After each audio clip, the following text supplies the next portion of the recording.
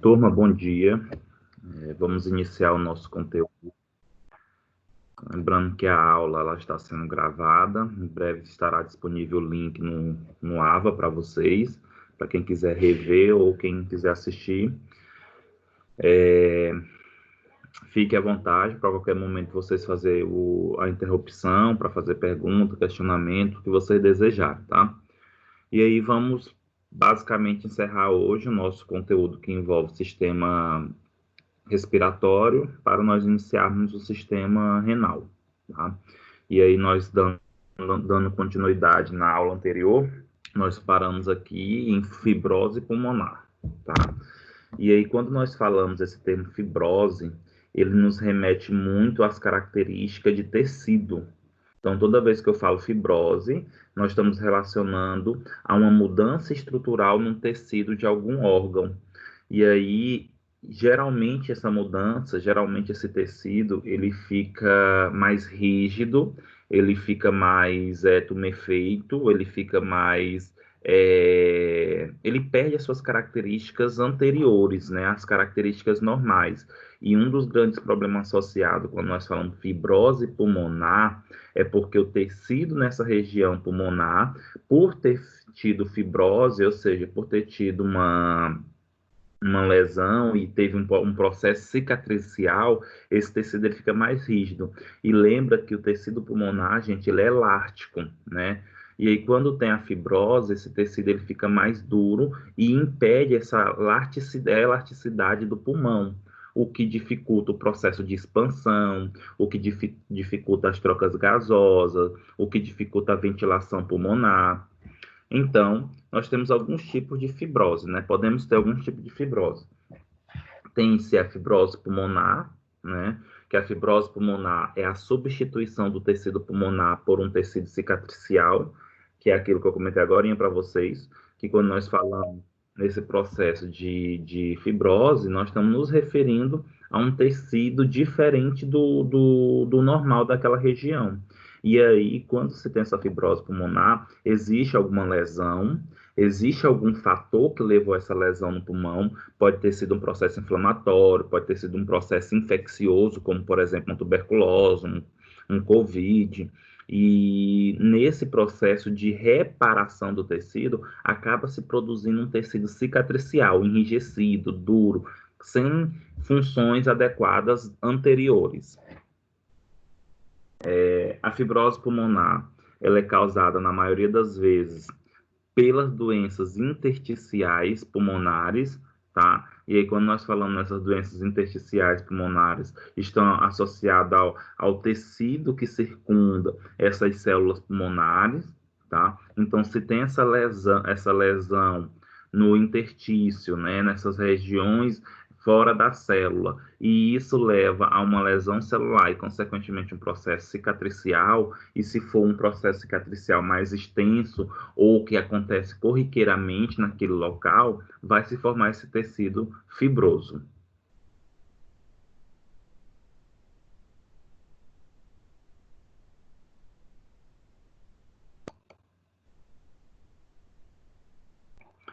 E aí nós temos também a fibrose pulmonar idiopática, que é uma doença que envolve os dois pulmões, resultando em minúsculas cicatrizes, que seria a fibrose, de causa desconhecida, por isso que dá o termo aí idiopática.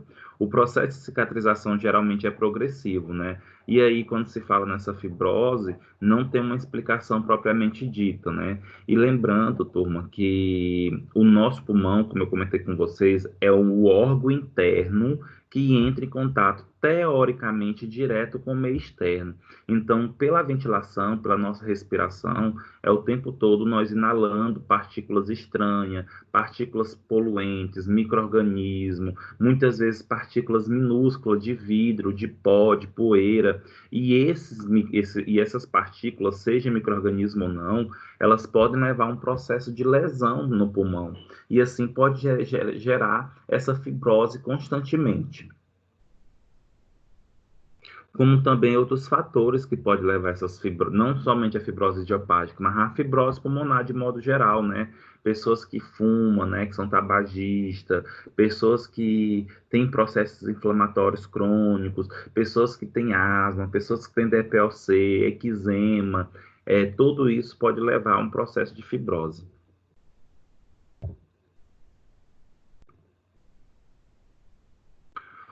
Uma outra condição associada ao pulmão é o efizema pulmonar, tá?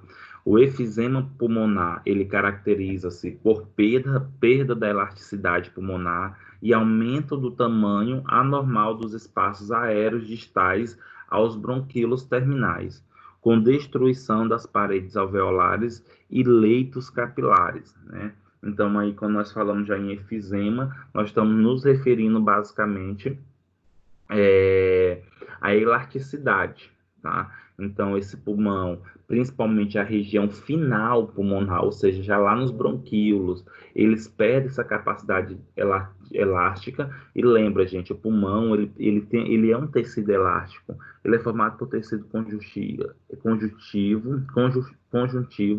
elástico, né? E justamente com o objetivo de quê? De favorecer a expansão do espaço quando vem a ventilação em si.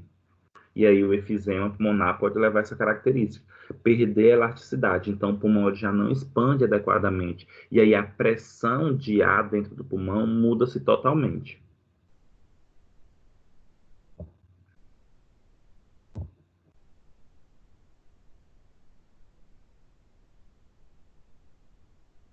Qual é a etiologia do efizema? A primeira, né? Que são reconhecidos, na verdade.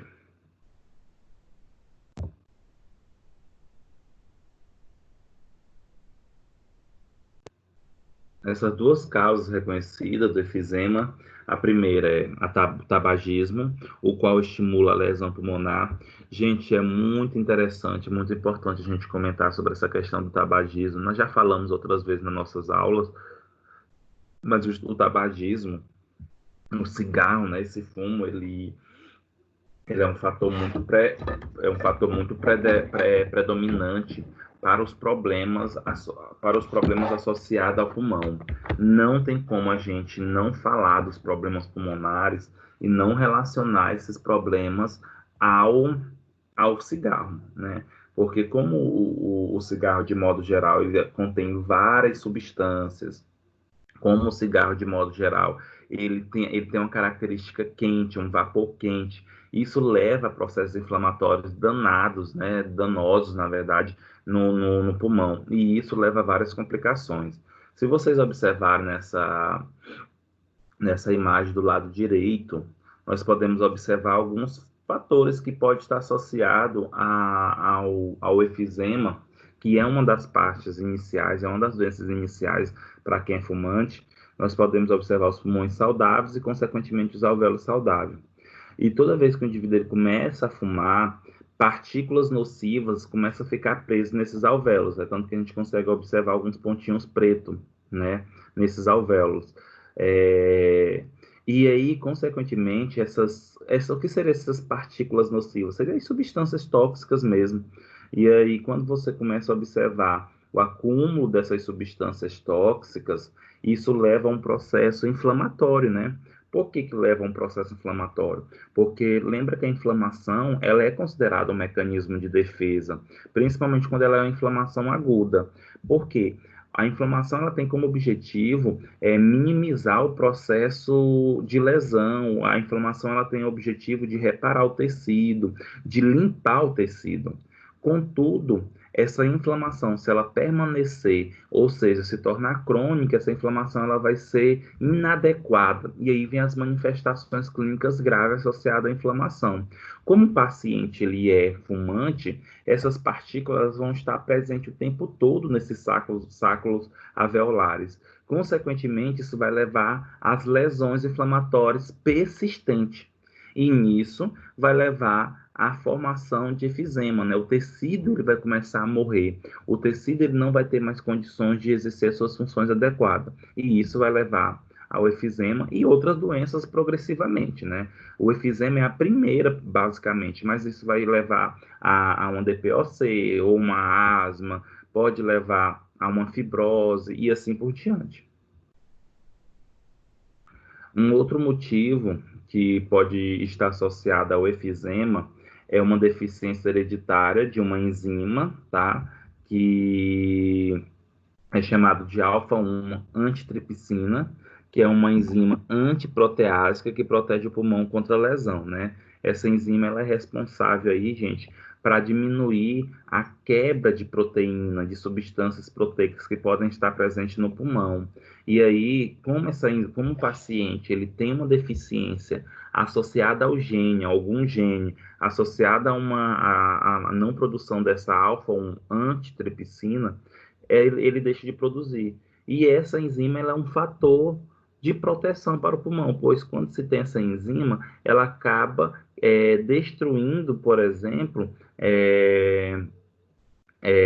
substâncias que possam levar a lesão no pulmão. Nesse caso, tem que se investigar, né, esses fatores associados nesse processo.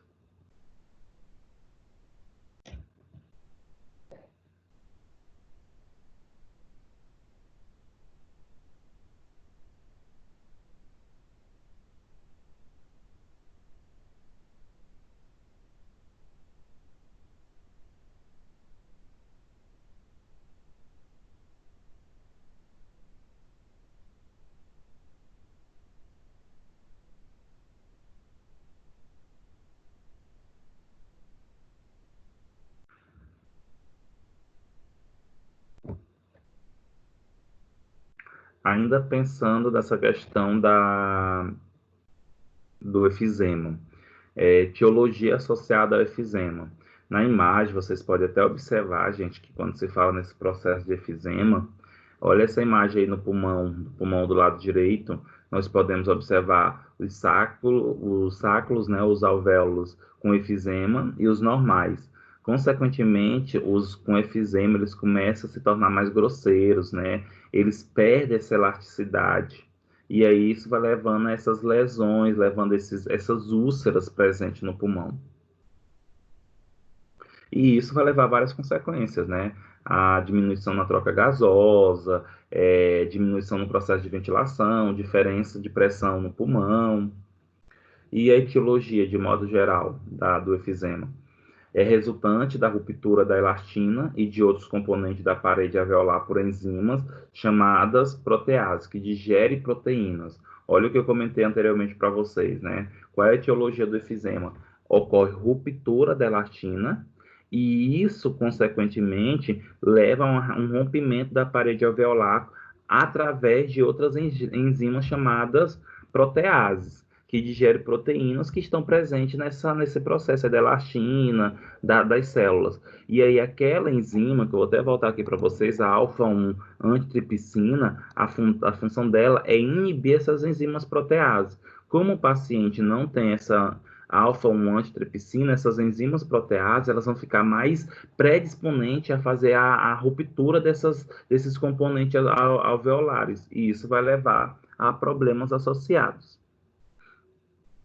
As proteases, particularmente a elastase, que é uma enzima que digere a elastina, são liberadas por leucócitos polimorfonucleares. Olha aí, né? A elastina, gente, a elastase, desculpa, é uma enzima protease e ela acaba sendo liberada por leucócitos polimorfonucleares, como por exemplo macrófago. O problema é que essas proteases, essa elastase, ela acaba digerindo a elastina, o que não deveria acontecer, né? Porque se perde a elastina, o pulmão ele perde essa capacidade elástica. E aí um dos mecanismos de minimizar a ação dessa elastase justamente é aquela enzima, a alfa-1 antitripsina, que infelizmente em alguns pacientes não tem essa produção por questão de fator genético, o que agrava muito mais ainda esse processo de efizema, ou a pessoa vai ter esse processo de efizema em si.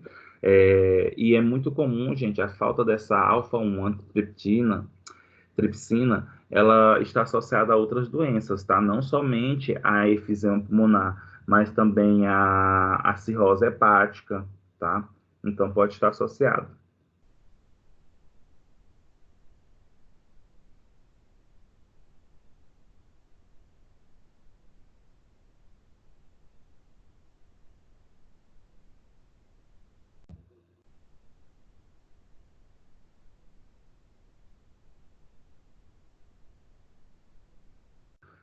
Ainda dentro do efizema pulmonar, gente.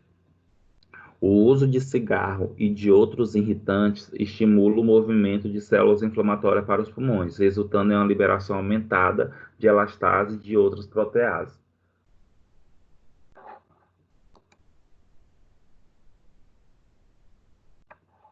Como eu comentei anteriormente para vocês, o cigarro ele é o principal fator que está associado ao efizema pulmonar. Explicando novamente esse processo. Por que o cigarro está associado totalmente ao efizema pulmonar? Porque devido àquelas partículas nocivas, devido a essas substâncias, o cigarro ele favorece um processo inflamatório mais constantemente nessa região dos alvéolos. E aí, como tem esse processo inflamatório, um dos mecanismos de defesas é retirar essas partículas estranhas, diminuir esse processo inflamatório. E como é que acontece isso? Recrutando células de defesa. E quando recruta essas células de defesa para a região pulmonar em grande quantidade, ocorre a liberação dessa elastase e de outras proteases, né, de outras substâncias que vão degradar essas proteínas, tá? Como, por exemplo, é, a serina protease, cisteína protease, a MPPs, as bacterial proteases. Então, de modo geral, essa situação do uso do cigarro favorece a produção de mais dessa elastase de outras proteases. E isso vai levar a uma degradação da elastina pulmonar, levando, né, a esse efizema pulmonar. E aí lembra que quando começa o processo inflamatório, começa também um processo cicatricial, e aí do processo cicatricial pode ocorrer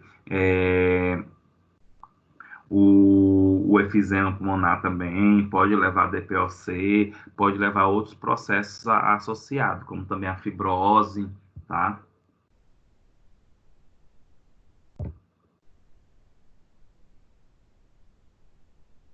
Só para a gente relutar novamente aqui no mecanismo do efizema.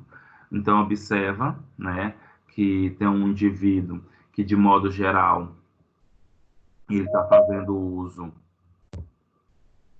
Nós temos um indivíduo que ele está fazendo uso do cigarro, né, ele é tabagista. O cigarro, consequentemente, ele leva a substâncias estranhas, partículas estranhas. Essas partículas estranhas começam a ficar impregnado na região alveolar, né, em todo o pulmão de modo geral. E nessa região alveolar, a gente tem as células de defesa, macrófagos e neutrófilos, como vocês podem observar. Diante disso, essas células de defesa, elas percebem essa característica aí desse processo inflamatório. E aí, nesse contexto, atrai para essa região mais células inflamatórias. Lembra que essas células inflamatórias, né, esses leucócitos polimorfonucleares, eles têm a capacidade de ocorrer a liberação de elastase, né, a liberação de protease. E a função, por exemplo, dessa elastase, especificadamente, está associado à destruição da elastina.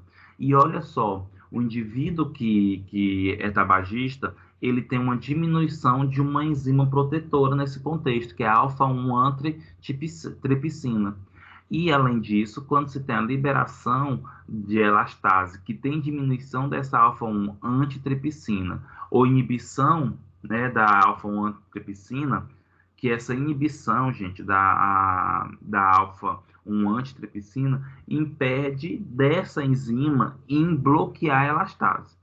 Diante desse problema associado à diminuição da atividade, a diminuição, ou então uma deficiência na produção dela, que é uma deficiência hereditária, vai ter o quê? Destruição das fibras elásticas do pulmão, levando ao efizema, porque esse pulmão ele vai perder a elasticidade.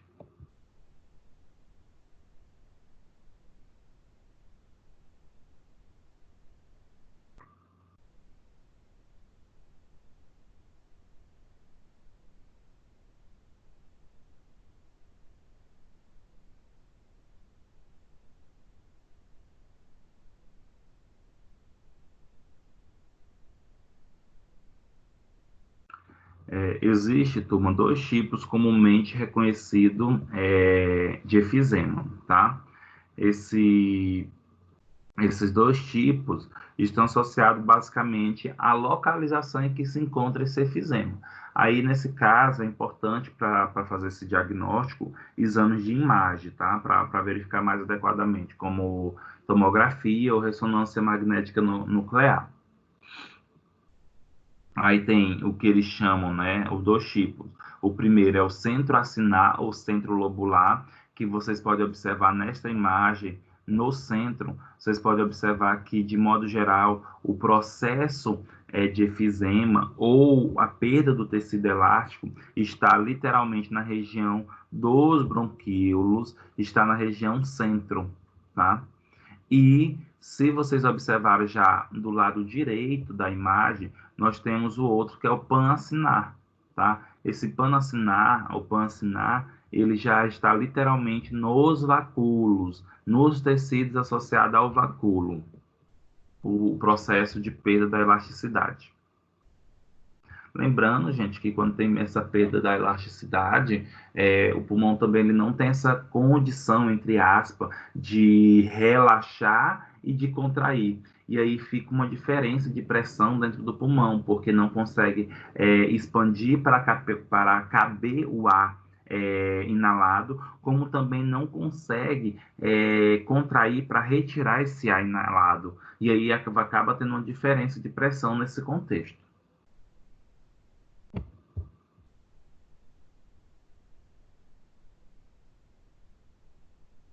O tipo centroacinar, ele afeta os bronquíolos na parte central do lóbulo respiratório, com preservação inicial dos duetos e sacos alveolares, como eu comentei para vocês. É o tipo mais comum de efizema e é visto principalmente em homens fumantes, tá? Como comentei para vocês, realmente está associado muito ao cigarro, tá? Então, afeta o centroacinar, afeta principalmente os bronquíolos na parte central. Já o tipo panacinar produz um envolvimento inicial dos alvéolos periférico e mais tarde se estende para envolver os bronquíolos mais centrais. Então, inicialmente, né, o tipo panacinar inicia-se nos alvéolos, depois pode migrar para a região dos bronquíolos, que teoricamente, gente, pode ser um processo um pouco mais grave, né? Porque aí vai ter, na evolução, né, da doença, pode acabar abranger dois locais. E aí, por ser um processo mais grave, por ser uma situação um pouco mais preocupante, consequentemente, isso pode estar associado a fator genético, né?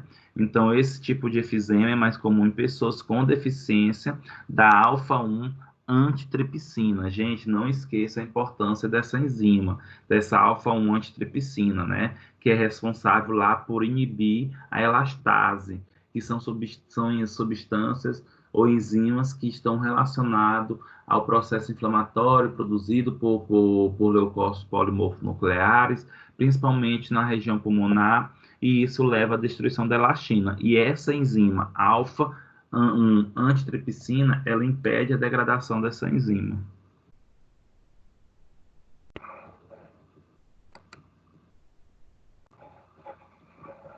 Uma outra condição associada ao processo respiratório é a bronquite crônica, tá? A bronquite crônica, gente, ela representa a obstrução das vias respiratórias maiores e menores, tá? E se a gente está falando de bronquite, vai ter a produção de muco, tá? A doença é mais comum em homens de meia idade e está associada à irritação crônica devido ao hábito de fumar e às infecções recorrentes. tá? Então, é muito comum também a gente observar bronquite em pacientes que apresentam muita sinusite, tá? Um diagnóstico clínico de bronquite crônica requer a história de uma tosse crônica produtiva por pelo menos 3 meses consecutivos em pelo menos 2 anos consecutivos, né? Então, quando você fala nessa bronquite, um dos aspectos associados a ela, literalmente, é o processo de produção de tosse, tá? E aí, como vocês podem observar, é uma tosse crônica produtiva. Toda vez que nós falamos tosse produtiva, nós nos referimos a produção de muco, a produção de secreção, né? E essa secreção, ela pode ser desde de uma secreção transparente, como também pode ser por uma secreção mais purulenta, mais amarelada. E, como vocês podem observar, o diagnóstico clínico, né, gente? Quando se fala o diagnóstico clínico, está associado aos sinais e sintomas, às manifestações clínicas que o paciente apresenta. Mas, diante disso, pode-se fazer outros diagnóstico complementar, como de imagem, por exemplo. Então, se o paciente ele teve tosse crônica produtiva por pelo menos 3 meses consecutivo, em pelo menos 2 anos consecutivos, pode ser um significado aí de bronquite crônica.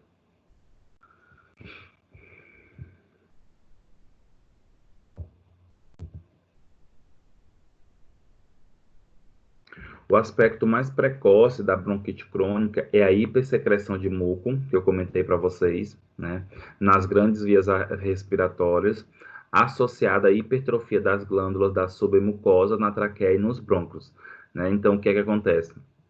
Lembra quando a gente fala aí o termo hipertrofia, a gente está falando de aumento celular, né, do tecido de modo geral. E aí, quando você fala aí o aspecto mais precoce da bronquite crônica, é a hipersecreção de muco, e está associado ao aumento dessas glândulas da submucosa. Essas glândulas serão responsáveis também pela produção do muco, por isso que leva a essa hipersecreção e por isso que o paciente ele tem muita tosse. Porque qual é o objetivo dessa tosse quando o paciente ele tem bronquite? O objetivo é a retirada desse muco. A tosse, gente, é um mecanismo de reflexo para retirar corpo estranho, para retirar alguma coisa que esteja irritando as vias aéreas. E aí, o muco, em grande quantidade, ele induz essa tosse com o intuito de retirar, porque a presença de muco muito espesso, muito viscoso, esse muco ele pode levar uma dificuldade no processo de ventilação, pode ter uma dificuldade no processo de contração, formação de edema, pesa seus bronquíolos, então por isso é importante a retirada desse muco. E por isso que o paciente ele tosse muito para quem tem bronquite, porque produz-se muito muco. Então, o paciente ele tem uma produção excessiva de muco, com a formação de tampões no lume das vias respiratórias, infiltração inflamatória e fibrose da parede bronquiolar. Se vocês observarem, gente, quando nós falamos desses problemas associados ao sistema respiratório, não tem como a gente fugir de quase todos. Parece que existe uma cascata de doenças associadas ao pulmão que elas são interligadas. Olha, eu estou falando aqui de bronquite e já entrou aqui, por exemplo, a infiltração inflamatória. Gente, se tem uma infiltração inflamatória, vai ter liberação de mais da elastase, que vai destruir a elastina, e isso vai levar a um efizema. E aí, se tem efizema, se tem processo inflamatório, vai levar à formação de um tecido cicatricial, o indivíduo vai ter fibrose. Então, de modo geral, é muito comum essas doenças associadas ao pulmão estar associada à evolução dela um pouco que ruim, porque o prognóstico das doenças respiratórias, muitas vezes elas são ruins, porque uma doença vai levando à evolução e surgindo outras doenças.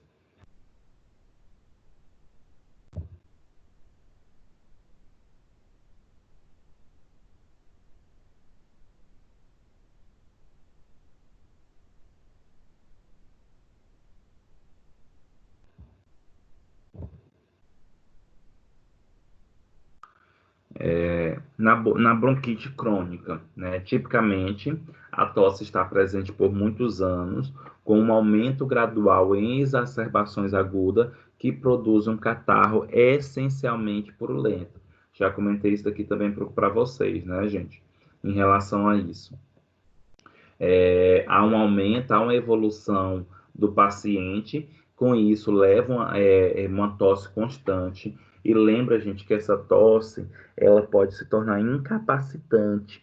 Quando a gente fala que a tosse, ela pode se tornar incapacitante, em que sentido?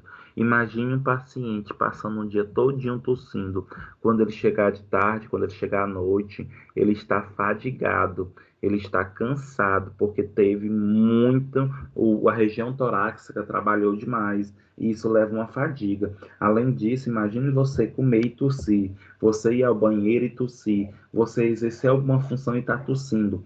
Isso se torna muito incômodo, tá?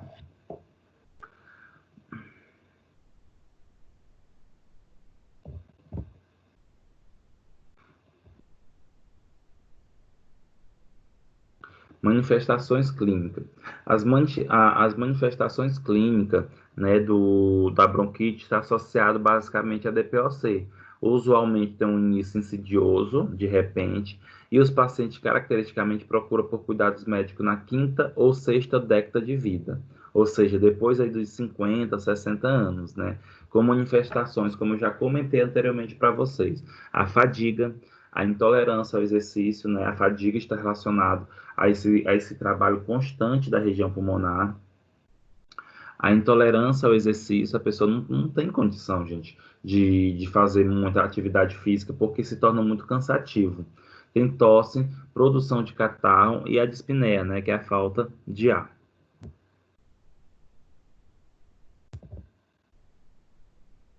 A tosse produtiva normalmente ocorre pela manhã e a dispneia se torna mais severa à medida que a doença progride, e é muito comum durante a noite. Exacerbações frequentes de infecção e insuficiência respiratória são comuns. Então, o que nos diz que quando o indivíduo ele tem bronquite, associa-se essa bronquite muito a, como posso dizer para vocês, essa bronquite está muito associado a infecções, porque fica muito mais simples, né, devido ao tecido fibroso, devido ao processo associado ao indivíduo, devido a essas características de cansaço, devido a essas manifestações, fica muito mais simples o indivíduo apresentar essas infecções, tá? E aí, quando nós falamos nessa doença, da bronquite, ela também está associada a alguns estágios da DPOC, que está associada à doença pulmonar obstrutiva crônica, e são caracterizados por infecções respiratórias recorrentes e insuficiência respiratória crônica. Lembrando que quando nós falamos nesse contexto de infecções respiratórias, algumas situações são muito agravantes. Então, um paciente que tem DPOC, é muito mais fácil ele adquirir a tuberculose se ele entrar em contato, né, com o bacilo, porque as defesas desse indivíduo vão estar debilitadas, as defesas desse indivíduo não vão estar adequadas. Além disso, lembra que a bronquite está totalmente associada ao tabagismo, né? Lembra que são dois fatores associados à bronquite, praticamente.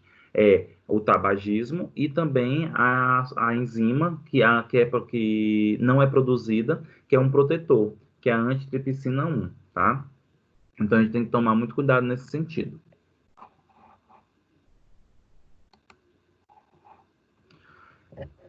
Dentre as manifestações clínicas, o paciente, né, ele tem incapacidade de manter normais os gases sanguíneos através do aumento de seu esforço respiratório, né?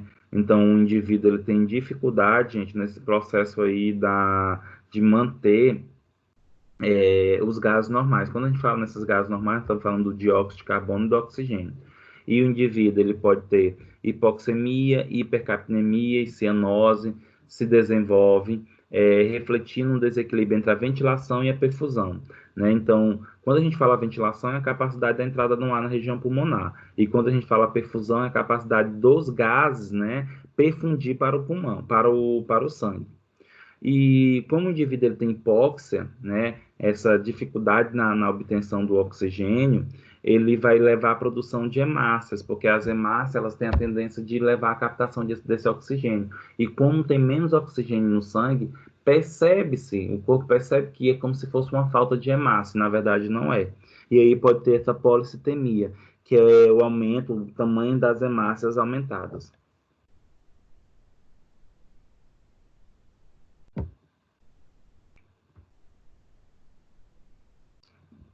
Aqui só temos, né, um quadro que manifesta aí a questão da associada da DPOC, né? Quando o indivíduo é classificado em DPOC leve, moderada, grave ou muito grave, né? O estágio 1, 2, 3 ou 4, e está associado, gente, ao volume expiratório forçado, no primeiro segundo, que é dado em porcentagem.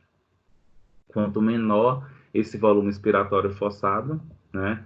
Mais grave vai ser a DPOC. E essa classificação ela é notável do volume respiratório e as medições do fluxo respiratório são determinadas pelas espirometria, que é aquele exame que nós até como comentamos, e são usados no diagnóstico da DPOC.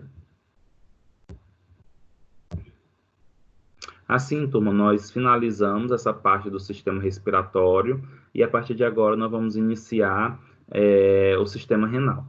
Se alguém tiver alguma pergunta, alguma dúvida, fica à vontade, enquanto eu vou colocar os slides do sistema respiratório.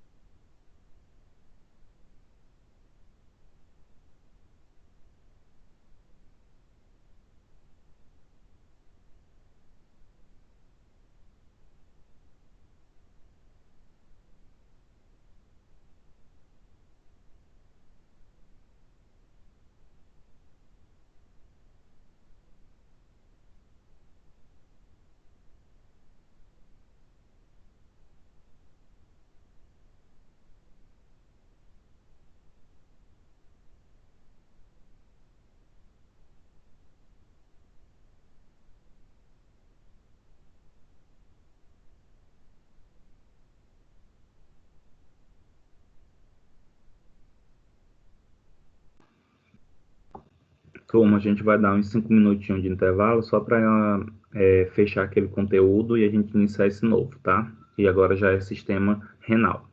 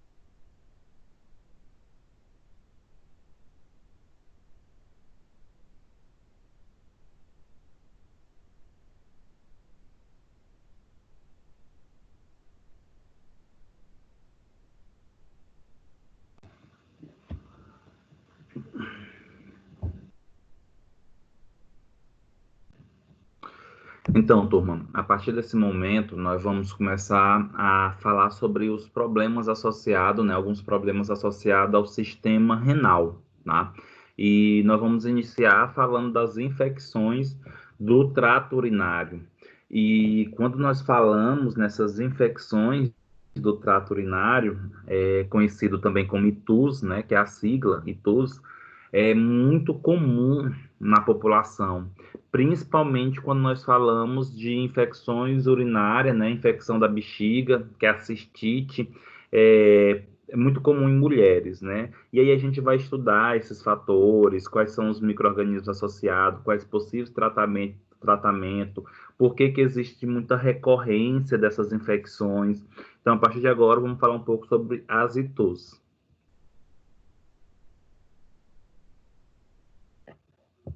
Primeiro, nós temos que entender um pouco, né, o sistema urinário, né? Como é que o sistema urinário ele funciona, como é que acontece? Primeiro, nós temos aí o rim, nós temos o uréteres, nós temos a bexiga e nós temos a uretra.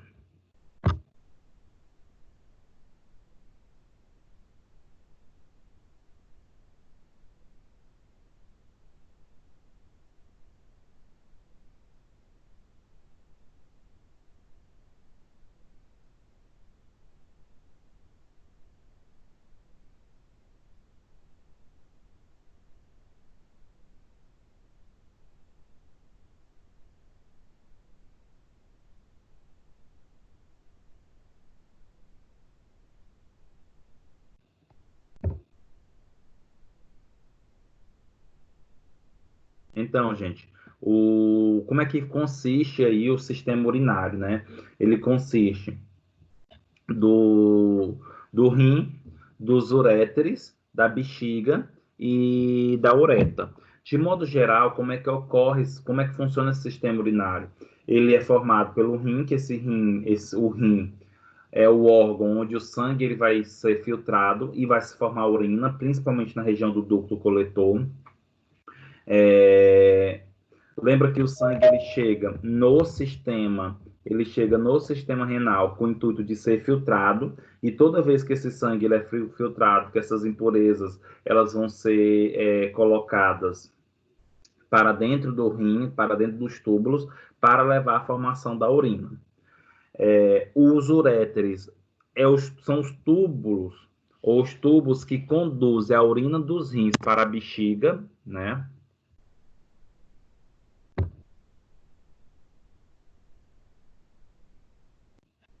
Então, conduzem a urina dos rins para a bexiga, que é os uréteres, e a bexiga é o órgão em forma de saco onde armazena a urina. E, por fim, nós temos a uretra, que é o tubo que transporta a urina desde a bexiga até a região exterior. E aí, dependendo da localização do microorganismo, a gente pode ter algumas características de doença, pielonefrite, cistite. Então, a gente vai observar também essas infecções urinárias de acordo com sua localização. E, óbvio, quanto mais próximo dos rins ou a infecção tiver nos rins, existe um maior risco, gente, para sepse, né? Porque como tem muita também troca de passagem de sangue pelos rins, pode ser que esse micro-organismo ele possa acabar migrando para o sangue e isso levar a sepse.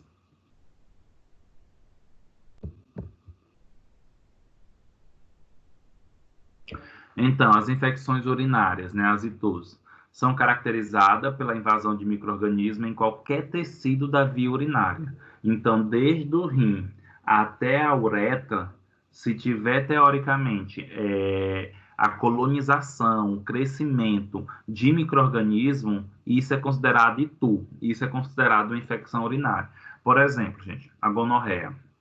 A gonorreia é uma IST, uma infecção sexualmente transmissível, mas ela também é considerada uma ITU. Por quê? Uma infecção urinária, porque ela contamina, ela infecciona, né? Ela leva a uma infecção da região da uretra, tá? ITU é responsável por 8,3 milhões de visitas médicas anuais. Então, olha só, gente, o quanto que é muito comum. E, na verdade, quando você está na farmácia, de modo geral, quando você trabalha em farmácia, você percebe isso constantemente. É muito difícil não ir pelo menos uma pessoa por dia em uma farmácia querendo comprar medicamentos associados a tratamentos de infecções urinárias ou que são utilizados para resolver algum problema associado ao sistema urinário. Por quê? Porque ele leva vários sinais e sintomas um pouco ruins, né? Que é não esvaziamento da bexiga corretamente quando vai urinar, dor ao urinar, queimação, e aí outros sinais mais sistêmicos, né? Como febre. Então é muito comum.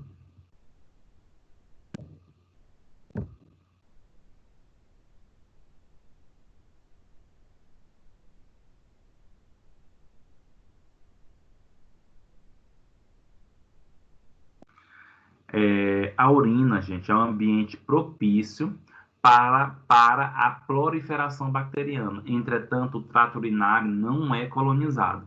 Então, olha o que é interessante aí. A urina é um ambiente propício para a proliferação bacteriana. Por que, que é um ambiente propício? Porque ali está repleto de nutrientes, ali está repleto de substâncias que ajudam, que facilitam o processo de crescimento bacteriano. Contudo, o trato urinário não é colonizado, de modo geral, né? Só a não ser quando está com infecção. Olha só, somente no terço distal da uretra existe uma microbiota composta por bactérias aeróbicas e anaeróbicas que tem função protetora contra a colonização do trato urinário por bactérias patogênicas. Então, assim, o que está querendo dizer aí? Apesar da urina ser um ambiente propício para a infecção bacteriana, de modo geral, nosso sistema urinário ele não é colonizado por micro-organismo nenhum, a não ser a uretra, olha só, já um terço distal da uretra que tem bactérias aeróbicas e anaeróbicas que são importantes para proteger o nosso sistema urinário contra infecções patogênicas, ou contra bactérias patogênicas, desculpa. Então, de modo geral, é como se o nosso sistema urinário ele fosse asséptico, tá? Não tivesse micro-organismo, a não ser essa parte final da uretra, essa parte inicial, final da uretra. O principal mecanismo para impedir a proliferação bacteriana é o livre fluxo urinário, desde o parênquima renal até a eliminação pela uretra através da micção. Então, gente, é um ponto muito importante quando a gente se fala dessa questão. Urinar, olha só, urinar é um mecanismo de defesa também. Urinar é um mecanismo de limpeza da uretra em si, tá? Então, quando o indivíduo ele faz esse esvaziamento da bexiga, ele está fazendo com que saia, limpa esse canal uretal, tá? E lembrando que quando E lembrando que esse esvaziamento, né, essa função vesical normal, esvaziamento da bexiga, está associado a alguns fatores, né? Precisa, né, inicialmente, ter um enchimento, né, como vocês podem observar aí, tem que ter um enchimento vesical, né? Quando a gente fala vesical, eu estou falando da bexiga. E para que aconteça isso, nós temos aí o músculo destrutor relaxado, né? E contração do assoalho pélvico, e aí contração do esfíncter uretral. E aí depois que ocorre, por exemplo, a vontade de urinar, a primeira sensação para urinar, a metade da bexiga ela tem que estar cheia e isso leva a uma inibição voluntária até o momento adequado, né? Então, quando tem aí pelo menos metade da bexiga cheia, já tem-se a primeira sensação, que seria isso, já a primeira vontade de urinar. Contudo, nós ainda temos uma contração, né, voluntária, teoricamente. E aí vai enchendo toda essa bexiga, e aí quando literalmente chega um momento que você não suporta mais, tem um relaxamento do esfíncter uretral e do assoalho pélvico. E aí o indivíduo ele vai urinar de qualquer maneira. E esse músculo destrutor, que antes estava relaxado, agora vai estar contraído, né? Ele vai contrair no intuito de favorecer a expulsão desse líquido.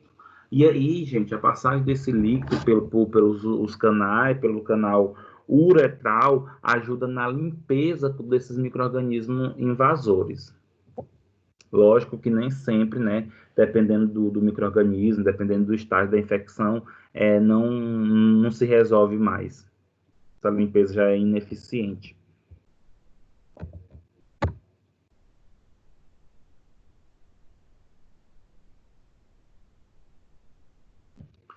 E aí, quando nós falamos nas infecções do trato urinário, elas podem ser classificadas em TU baixa,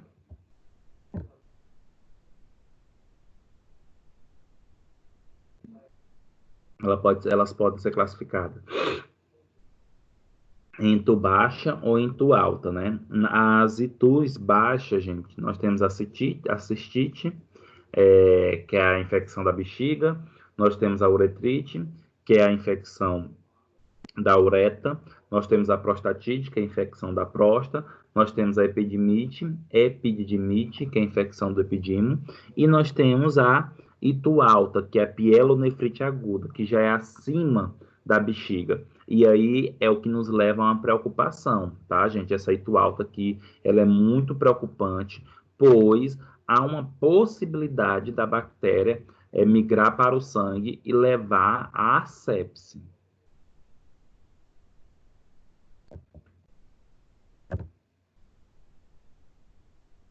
Aí aqui nós temos um quadro, né, que ele compara, de modo geral,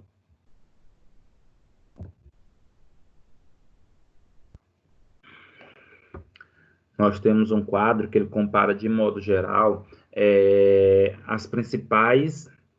os principais micro-organismos encontrados tanto na cistite, né? Só um momento.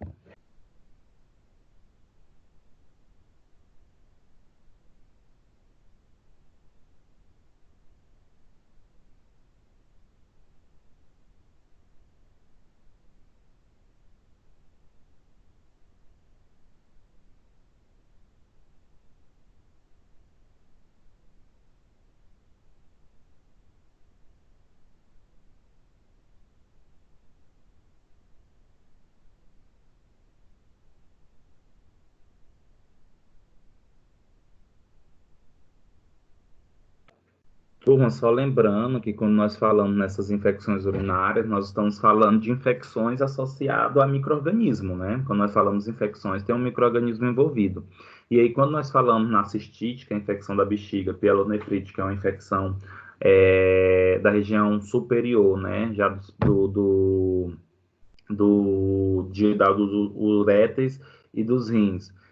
E também nas itus complicadas, ou seja, que não são tratadas adequadamente ou não tem resolução, ou o antibiótico já não faz efeito adequadamente, ou nas relacionadas ao uso de catéter vesical, basicamente o principal micro-organismo presente associado nessas infecções, gente, é a Escherichia coli, tá? É a Escherichia coli, ó. As cistites, 79% das cistites são por Escherichia coli. 89% das pielonefrites são por Escherichia coli. 32% das itus complicadas, dificuldade de ser tratadas e resolução são por Escherichia coli. E associado ao catéter vesical também Escherichia coli. Mas existem outras que também chamam atenção, né? Por exemplo, nas itus complicadas, nós temos aí tanto as pseudomonas como no enterococcus. Na cistite também tem os Staphylococcus saprophyticus, tá? E na pielonefrite, só um momento.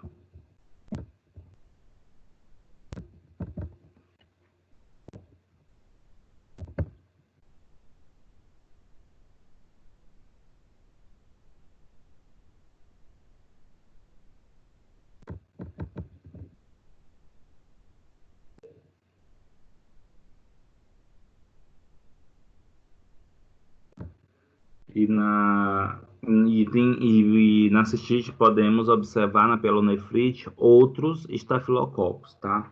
E em relacionado ao catéter vesical, entra aí também a ocorrência de fungos. O que nós chamamos a atenção nesse slide aqui, turma, é a ocorrência, né, de todas essas infecções, complicadas ou não, relacionado com cateter ou não, a ocorrência por Escherichia coli. Na verdade, existem alguns trabalhos que falam que em torno de 80 a 90% das infecções urinárias, principalmente cistite, estão relacionadas a Escherichia coli.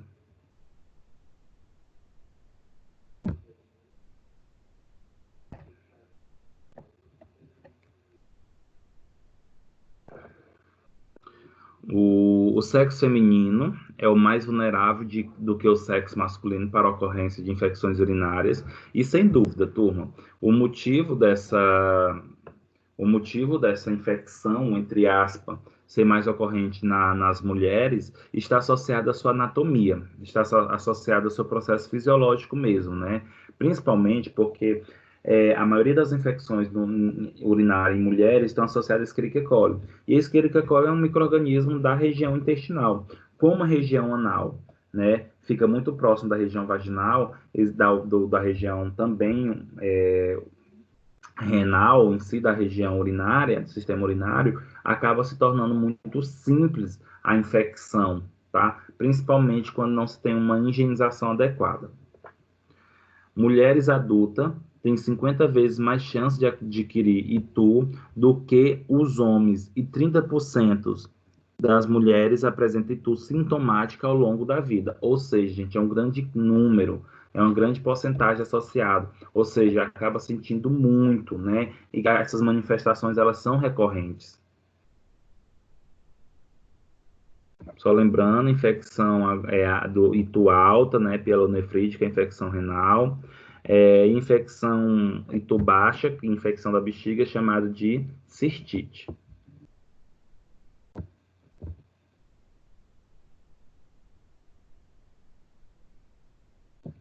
Aqui nós temos algumas particularidades anatômicas do trato urinário masculino e feminino, que é o que eu comentei para vocês, tá? Essa diferença nesse processo anatômico é o que favorece essa facilidade em relação à infecção urinária. Se vocês observam, a região anal é muito próximo da região vaginal e uretral, né? Principalmente da região. E aí essa região uretral, se não tiver uma higienização adequada, tem uma possibilidade do processo de infecção, enquanto o homem, né, a região anal, já é distante da região uretal, e além disso, a região peniana do homem, ela tem uma anatomia diferente que favorece essa proteção, né? Tem um prepúcio, a maioria tem prepúcio, tem um esfíncter que ajuda ou impede esse processo de entrada de micro-organismo, tá?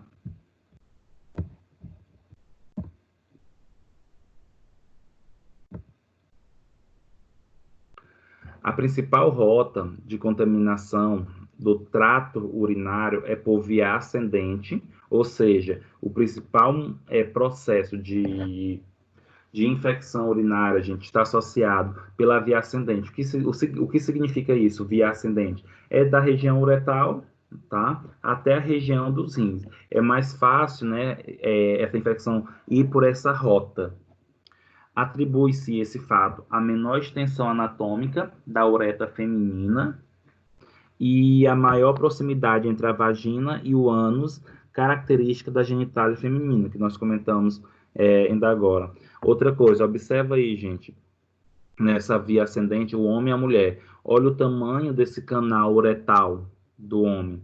É bem maior, tá? Então, tem uma dificuldade maior da chegada, enquanto o canal uretral da mulher é menor. Então, a extensão acaba facilitando também. Nós temos aí dois fatores importantes que favorecem que as mulheres tenham mais infecções urinárias do que os homens. Esses fatores são a região anal muito próximo da região vaginal e o tamanho da uretra da feminina, que é bem menor.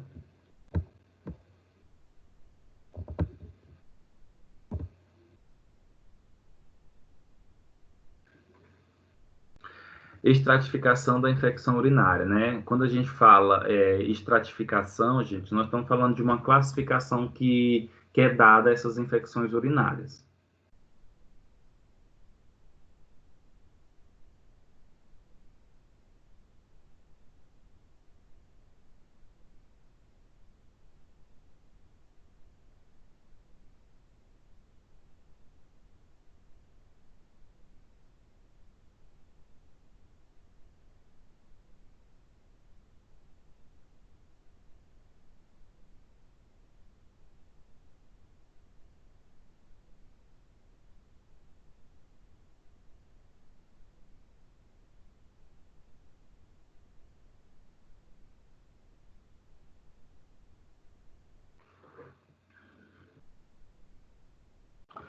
E aí, quando se pensa nessa estratificação da infecção urinária, elas podem ser classificadas de duas maneiras: ITU não complicada e ITUs complicadas.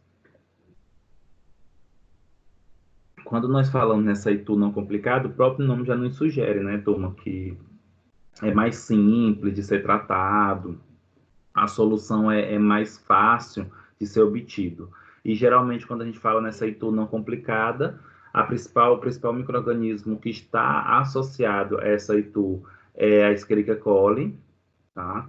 E já quando nós falamos em TUS complicada, que aí teoricamente é um pouco mais grave, porque envolve questão de outros tratamentos, ou micro-organismos resistentes e etc., nós estamos falando que está associado a um envolvimento bem mais amplo, incluindo bactérias gram-positivas e gram-negativas, e com elevada frequência em organismos multiresistentes, tá?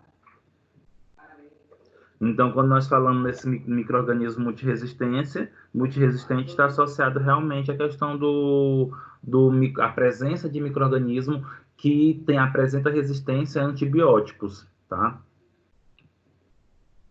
E as ITUs não complicada ocorre primariamente em mulheres jovens, sexualmente ativas, sem anormalidade anatômica ou funcional do aparelho urinário, normalmente adquiridas na comunidade, pelo processo mesmo, do dia a dia. E aí, eu fico um pouco preocupado quando nós falamos nessa questão das ITUs, em que sentido? Por muitas vezes não tem essa classificação. As pessoas que sofrem de infecção urinária, elas não conseguem compreender ou não fizeram nenhum diagnóstico, então não sabe se a infecção urinária é não complicada ou é complicada. E é importante saber essa estratificação, saber em que classificação se comporta, porque desta maneira a gente consegue modificar as estratégias de tratamento e muitas vezes o que está faltando para resolver essa infecção é literalmente saber o que está acontecendo. Por isso que um dos pontos importantes quando se fala nessas infecções urinárias é literalmente fazer o antibiograma, tá? Tem que se fazer a cultura de células, a cultura de micro-organismo da urina e, consequentemente, depois que isolar, fazer o antibiograma. Só assim a gente vai poder ter uma resultabilidade melhor.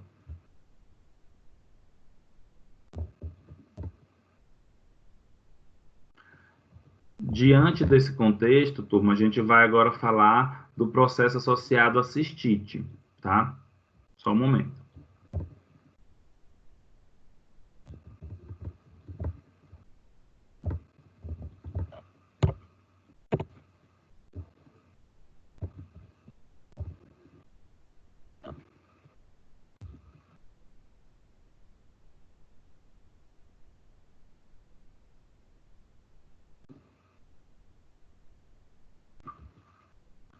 Então, turma, quando nós falamos em cistite, nós não estamos nos referindo a uma inflamação da bexiga, que é frequentemente associada à infecção urinária.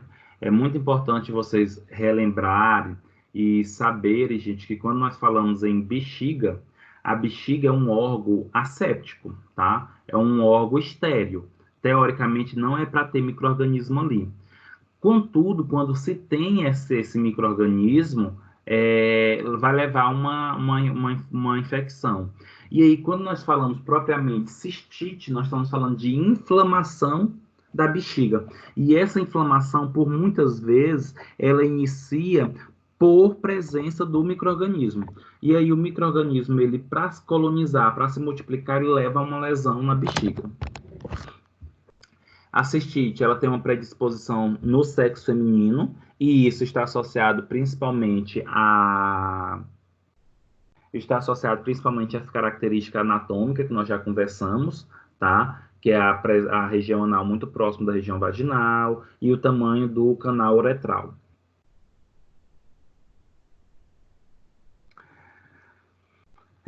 A uretra é mais curta, proximidade entre a vagina, o ânus e a abertura da uretra, particularidades da camada epitelial do trígono da bexiga, da uretra, da vagina, também elevadas incidências de infecções dos órgãos genitais.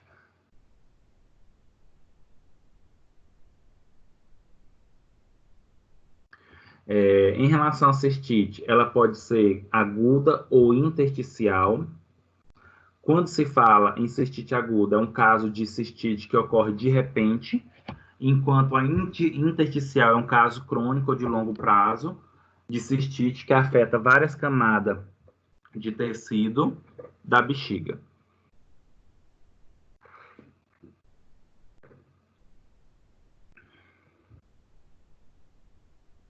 E aí, entre aspas, a gente pode até dizer, né, cistite aguda e a cistite intersticial pode até nos referir também à questão da cistite crônica. E quando se fala em intersticial, turma, nós estamos falando literalmente que o micro-organismo ele acaba colonizando várias camadas do tecido, o que é muito mais complicado também o seu tratamento, tá? A cistite aguda é muito mais rápido, é recorrente, é mais simples, mas intersticial é como se o micro-organismo estivesse espalhado por várias regiões da bexiga, por vários tecidos, o que é mais complexo para ser tratado.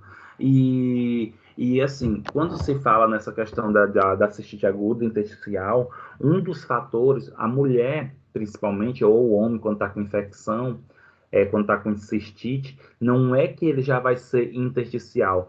Geralmente, todas as cistite intersticial, ela iniciou de uma aguda.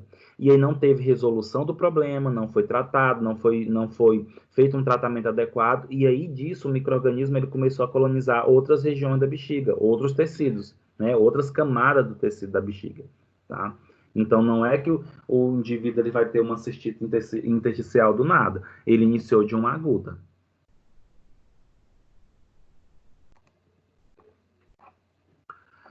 Fisiopatologia da cistite, né? Geralmente é causado por uma infecção bacteriana e os principais micro-organismos que estão associados à infecção da bexiga é a Escherichia coli, em primeiro lugar, né? 80 a 90% dos casos estão associados à infecção por Escherichia coli. O problema é que, apesar de nós termos antibióticos eficientes, eficazes para tratar a Escherichia coli, nós temos muita resistência associada à Escherichia coli, tá? Então, o indivíduo está com infecção urinária. Então, certeza que está com infecção urinária por Escherichia coli. Não é bem assim. Pode até estar por Escherichia coli, mas será que essa Escherichia coli ela está resistente aos antibióticos? Tem algum antibiótico que pode ser dado que é sensível? Seguido, né, por outros micro-organismos, como Proteus mirabilis, Klebsiella e Enterobacter.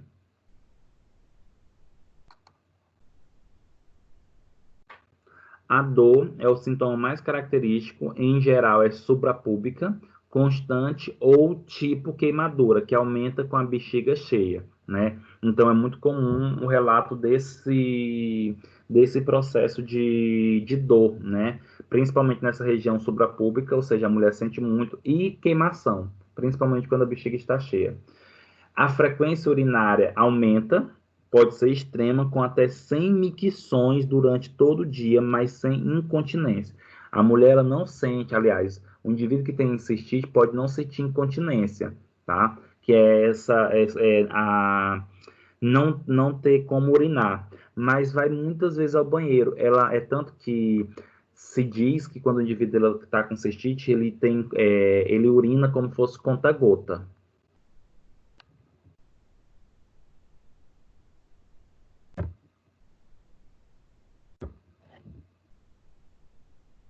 O diagnóstico. O diagnóstico vai além dos sintomas relatados pelo paciente, proporciona para o exame da urina, né? Então, geralmente é necessário, gente, não só observar os sinais e sintomas, mas é importante que nesse caso é, se faça o exame de urina, mas não somente o exame de urina, mas a partir do exame de urina se faça aí um diagnóstico, literalmente utilizando uma cultura do micro-organismo e também o antibiograma. Então, no exame de urina, né, no sumário de urina, ou EAS, né, que é elementos anormais e sedimentoscopia, É importante observar, nesses pacientes que têm infecção urinária, aumento de leucócitos, o pH e a presença de células, aumento do pH e a presença de células vermelhas do sangue, tá? E aí, nesse caso, é necessário fazer rastreio de células vermelhas do sangue, que são fatores compatíveis com infecção em curso, né? Ou seja, infecções que estão acontecendo naquele momento.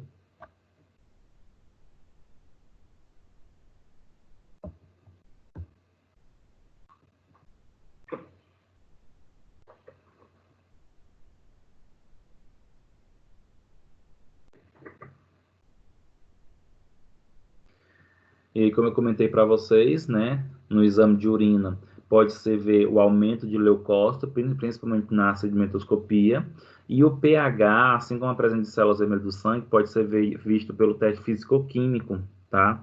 Pode ser visto nessa fita reagente, como também os leucócitos pode ser observado também, tá? Mas é muito comum, por exemplo, ver os leucócitos. Vou até voltar à imagem anterior, tá? Que vocês podem observar aqui, ó. Os leucócitos. Na verdade, são até chamados de piócitos, quando aparece na urina, chamado de piócitos.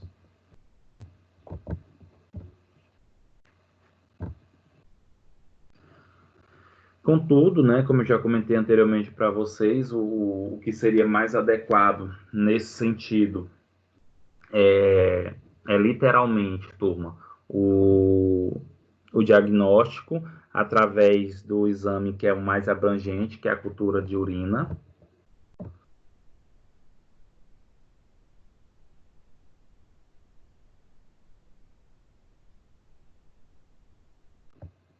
Contudo, nessa cultura de urina, gente, assim como o antibiograma, são exames bem mais caros, tá? E, infelizmente, principalmente no sistema único, né, nos interiores, geralmente esses laboratórios não fazem esse tipo de exame. Quando se encontra, por exemplo, aí, as concentrações de bactéria maior que 100 mil por ml, deverá se testar a suscetibilidade para descobrir qual antibiótico é sensível para a colônia de bactéria identificada. Então, se por acaso encontrou-se na cultura um micro-organismo, é importante, dependendo da quantidade do micro-organismo encontrado, tá? Ou muitas vezes não, já se faz o antibiograma, que é para saber a sensibilidade dos antibióticos que nós temos na prática. Quando se faz a cultura de urina, se chama-se urinocultura, tá? E um dos meios mais utilizados é o meio Klebsiella.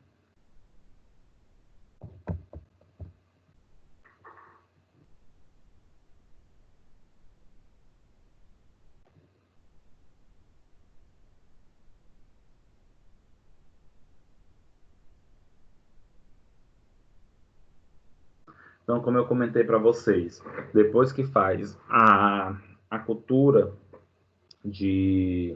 a cultura de urina e que isola o micro-organismo, descobre o micro-organismo, se faz o antibiograma, tá?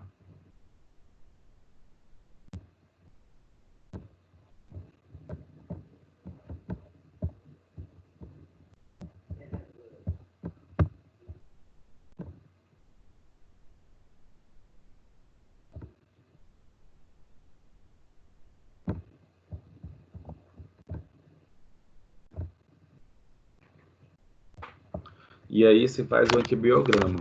O que é esse antibiograma? É um teste laboratorial realizado para detectar a sensibilidade da bactéria identificada a determinados antibióticos. Então, vocês podem observar aqui na imagem, nós temos uma placa. Nessa placa foi semeado micro-organismos, tá? E esses micro-organismos, nessa placa que já foi semeado o micro-organismo isolado da cultura de urina, foi inserido disco de antibióticos. E aí, pelo tamanho do halo, a gente pode determinar se o halo ao redor do disco, a gente pode determinar se aquele antibiótico ele é sensível, resistente ou indeterminado, indiferente. Se vocês observarem do lado esquerdo, nós temos um antibiótico, um disco do antibiótico, que basicamente cresceu um monte de micro-organismo ao redor do disco. Então, percebe-se que esse antibiótico, as bactérias já é resistente a ele. Já bem central, nós temos um antibiótico que teve um halo bem grande, um disco, né, que teve um halo bem grande. Significa o quê? Que possivelmente esse micro-organismo, ele é sensível a esse antibiótico. E aí talvez seja ele que vai ser o de escolha para o tratamento desse paciente. E aí talvez, gente, como muitas pessoas não fazem esses exames, fica tomando a mesma medicação. Essa medicação ela só dá uma baixa na carga bacteriana, diminui as dores, a queimação, e a pessoa acha que está bem, mas aquele micro-organismo ele não foi morto, ele não foi erradicado, eliminado totalmente. E aí depois ele volta novamente a manifestar com sinais e sintomas bem mais graves e resistente àquele antibiótico. Por isso que é interessante dar o antibiótico certeiro a esse paciente.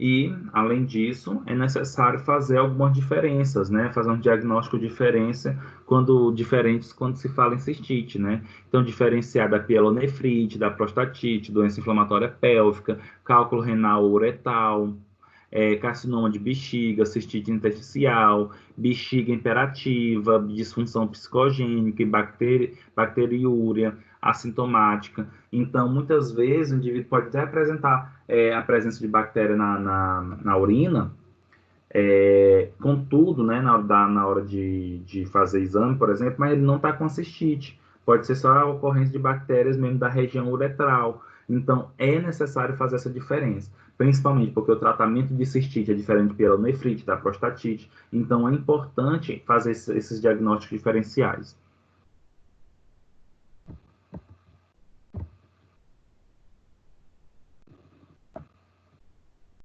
Geralmente, como é que ocorre o tratamento aí da cistite? É facilmente, graças a Deus, tratado com antibiótico, a ser continuado por 6 a 10 dias, dependendo do antibiograma realizado, né? Então, assim, nós não temos um padrão, teoricamente. É importante primeiro saber qual é o micro-organismo e como é que está a sensibilidade ou resistência desse micro-organismo, ou as drogas que vão ser utilizadas, tá? Geralmente, a gente se utiliza aí um tratamento por 6 a 10 dias, isso é muito importante, né? Então, não usar antibiótico 2 dias, diminuiu a carga bacteriana, estou melhor, eu vou parar, tá?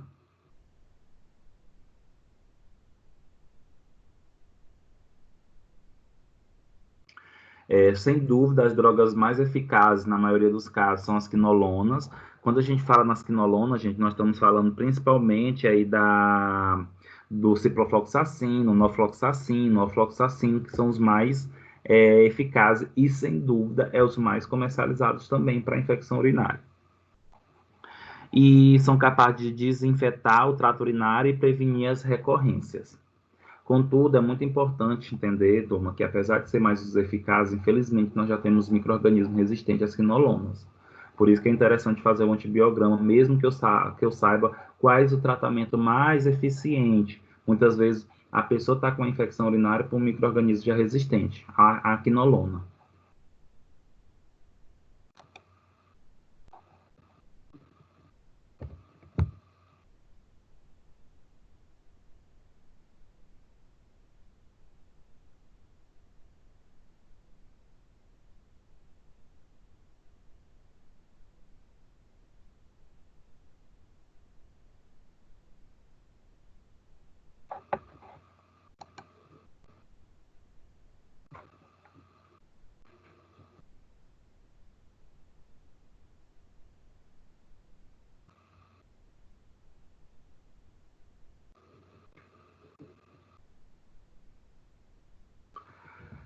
Turma, vocês têm alguma pergunta, quer fazer algum comentário?